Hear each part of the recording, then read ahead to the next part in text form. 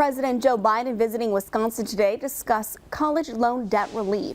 Speaking in Madison this afternoon, the president announced several new proposals by his administration to reduce student loan debt for about 30 million Americans. This plan targets specific groups of borrowers in 5 categories who could get at least some of their federal loans canceled. This plan would cancel up to $20,000 in runaway interest for any borrower who owes more now than when they started paying the loan. For low and middle class people in the SAVE program, it would cancel all interest. For undergraduate borrowers who have been paying loans for at least 2 decades, their remaining debt could be canceled. And for those facing hardships that prevent them from repaying loans like medical debt or childcare expenses, there could be some debt cancellation there too. President Biden says he also has a plan to invest in people, whether they attend college or not. We're expanding career and technical education at high schools. Think how many of these shop programs have been dropped.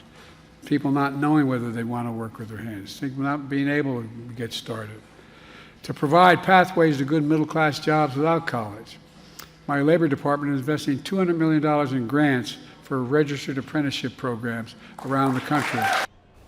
The Education Department will issue a formal proposal in the coming months and aiming to start implementing parts of it in fall. We have a complete list of Biden administration's proposal on our website, WBAY.com. In response to President Biden's visit, the Republican Party of Wisconsin held a press call this afternoon.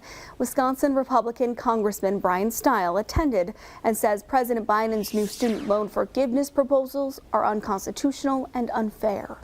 The president is simply shifting the burden to those individuals that paid off their student loans or worked their way through school or chose to take a career that didn't require a 4-year education. He's simply using a different authority, the Higher Education Act, wildly broadly and going around Congress. I think the courts will once again find this action to be unconstitutional, rightfully so.